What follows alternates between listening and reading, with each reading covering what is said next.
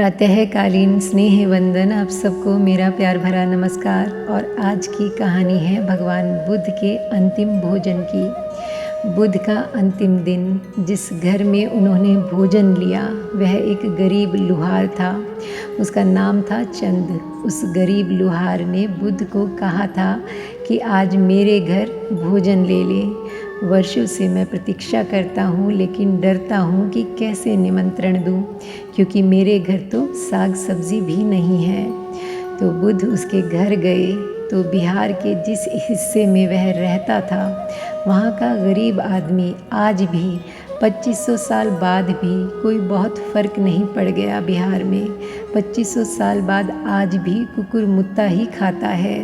बरसात में लकड़ियों पर उगी हुई छतरी आपने देखी होगी, सफ़ेद, वह कुकुर मुत्ता वही सुखा लेता है और रख लेता है और वर्ष भर का इकट्ठा करके उसको ही खा लेता है। तो उस गरीब चंद के पास तो बुद्ध को खिलाने को भी सब्ज़ी ना थी, तो उसने कुकुरमुत्ते, सूखे कुकुरमुत्ते की सब्ज़ी ही बनाई थी। तो बुद्ध ने उसे खाया, लेकिन वह जहर जैसी कड़वी थी। लेकिन बुद्ध ने सोचा कि अगर मैं कहूँ कि यह कड़वी है तो यह बेचारा बड़ी मुश्किल में पड़ जाएगा, क्योंकि इसके पास और कोई सब्ज़ी नहीं है। तो बुद्ध उसकी सब्ज़ी खाते रहे और यह सोचकर कि अगर मैं दोबारा सब्ज़ी ना लूँ तो चंद सोचेगा कि मेरा भोजन पसंद नहीं आया। तो उन्होंने रोटी कम खाई और सब्ज़ी ज़्यादा खाई। और चंद ने कहा कि क्या भगवान को बहुत अच्छी लगी सब्ज़ी? तो बुद्ध ने कहा कि हाँ, बहुत ही अच्छी लगी है चंद। तो वह और बहुत सी सब्ज़ी ले आया। बुद्ध उसकी सारी सब्ज़ी खा गए और वह फूड पॉइज़न हो गया, जहर हो गया। वे उसी से मरे, उनको जहर चढ़ गया। जब वह पहुँचे वापस तो सारे शरीर पर जहर का प्रभाव हो गया।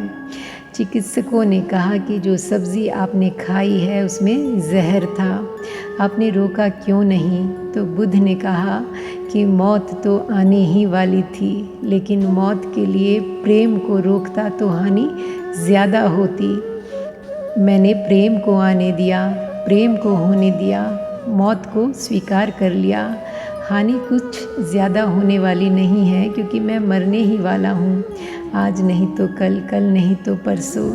लेकिन प्रेम की कीमत पर जीवन को नहीं बचा सकता हूँ। फिर बुद्ध की जब सांसें टूटने लगी तो उन्होंने कहा कि सुनो भिक्षुओं, क्योंकि भिक्षुओं में खबर फैल गई कि यह चंद तो हत्यारा है, इसने तो बुद्ध के प्राण ले लिए, यह कैसा आदमी है। तो बुद्ध ने मरते वक्त जो आखिरी शब्द कहे वे बहुत ही अद्भुत हैं। वे उनकी प्रार्थना से निकले हुए शब्द हैं। उन्होंने कहा कि भिक्षुओं सुनो, हजारों करोड़ों वर्षों में बुद्ध जैसा कोई व्यक्ति पैदा होता है जिसको परम ज्ञान उपलब्ध हो। ऐसा बुद्धत्व को हजारों करोड़ों वर्षों में कभी एक व्यक्ति उपलब्ध होता है, और वह व्यक्ति अगर 100 साल जिए तो 100 वर्ष में सिर्फ एक बार ऐसे आदमी को सौभाग्य मिलता है जो उसे प्रथम भोजन कराए।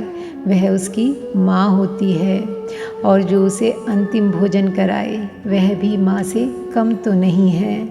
तो चंद लुहार बहुत सौभाग्यशाली है। करोड़ों वर्षों में यह सौभाग्य दोबारा फिर कभी किसी व्यक्ति को मिलेगा कि बुद्धत्व को प्राप्त व्यक्ति का अंतिम भोजन कराए। तो जाओ तुम चंद का स्वागत करो और चंद का अभिनंदन करो, और जाओ गांव में डूंडी पिटवा दो और खबर कर दो कि चंद महाभागी है। भिक्षु तो बहुत हैरान हुए। आनंद ने पास आकर कहा कि आप यह क्या कह रहे हैं? हम और उसका अभिनंदन करें, उस दुष्ट का जिसके भोजन से आपकी मृत्यु हुई। बुद्ध ने आनंद से कहा कि पागल आनंद, जो होना था वह हो गया, और अगर मैं यह ना कहूँ और मर जाऊँ तो हो सकता है कि लोग चंद की हत्या कर दें। उसका क्या कसूर है? गरीब होना कसूर नहीं है, कुकुर मुत्ते की सब्जी खाना कसूर नहीं है, बुद्ध को घर पर निमंत्रण देना कसूर नहीं है। चंद का क्या कसूर है? कसूर है तो मेरा ही है। जाओ खबर कर दो गांव में कि चंद महाभागी है, कि कोई मेरे मरने के बाद चंद को परेशान ना करे, कोई हमला ना बोल दे, कोई उसे मार ना डाले, कोई उसे गालियाँ ना दे, कोई उसे बुरा ना कहे। यह प्रार्थनापूर्ण व्यक्ति है जो चंद के लिए चिंतित है, मरते क्षण में, कि कहीं कोई उसको नुकसान ना पहुंचा दे। और मरने के वक्त तक सब लोग यही कहते रहे कि आप एक बार तो कह देते कि यह सब्ज़ी कड़वी है, विषाक्त है, तब हम पर यह वज्रपात अकस्मात ना गिरता। आपने यह क्या किया? और भगवान केवल मुस्कुराए और कहने लगे, यह तो केवल निमित्त था, जाना तो था ही, कोई तो बहाना होना ही था। यह वज्रपात गिरना तो था ही, इससे क्या फ़र्क पड़ता है कि कैसे गिरा। और जहाँ तक मेरा संबंध है तो मुझ पर कोई वज्रपात नहीं गिरा, क्योंकि मैंने उसे जान लिया है जो अमृत है, जिसकी कोई मृत्यु नहीं होती। और आज के लिए बस इतना ही। मिलते हैं फिर एक नई कहानी के साथ। तब तक के लिए thank you God and thank you universe.